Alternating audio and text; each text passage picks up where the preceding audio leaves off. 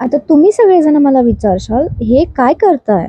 तर काही नाही, मी जगते माझं बालपण. आता लहानपणी कोणी-कोणी हे केलं असेल, तर मला कमेंटमध्ये नक्की सांगा. हॅलो एव्हरीवन, कसे आहात? आय होप तुम्ही सगळेजण चांगले असाल. जिंदगी चंडवा फिर भी गमंडवा या सीरीजमध्ये तुमचं सर्वांचं स्वागत. काल रात्रीच माझं बालपण मी जगले आणि बालपणात एन्जॉय करतच उठले. तर उठल्यानंतर मग बोलली कपडे धुवू आणि धुताना असं वाटलं, की अरे, लहानाचे मोठे कधी झालो ते कळालंच नाही. मला नको मोठेपणा, मला लहानपणच हवंय. कारण की मोठे झाल्यानंतर खूप काही रिस्ट्रिक्शन्स येतात, बर्डन्स येतात, जे मला नाही सहन होते आता.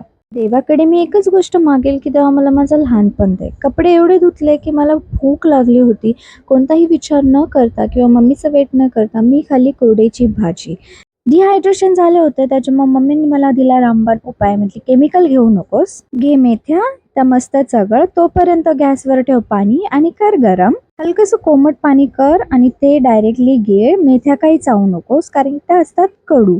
आणि खरं सांगते गाईज, मला हे घेतल्यानंतर पडलेला आहे आराम. मी झोपलेली आहे, याचा अर्थ असं समजू नका, की मेथ्या खाल्ल्यानंतर झोप येते. नाही. माझं आज एवढं काम झालंय सकाळपासून, त्याच्यामुळे झोपले. झोपतीच तर काय, आले होते आपले पार्सल.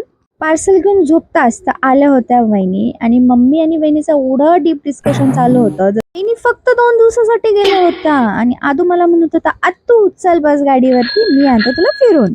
इथे करायचं होतं आम्हाला आदूचा शूट, त्याची तयारी चालूच होती. पण यांच्या काय गप्पा संपत नव्हत्या. नंतर मीही थोडा सहभाग घेतला यांच्या गप्पांमध्ये. कुठे करायचा त्याच्यामुळे फर्स्ट ऑफ ऑल केली जागेची जुगाड आणि केली तिथली थोडीशी साफसफाई. तिथे थोडेसे घाण होती.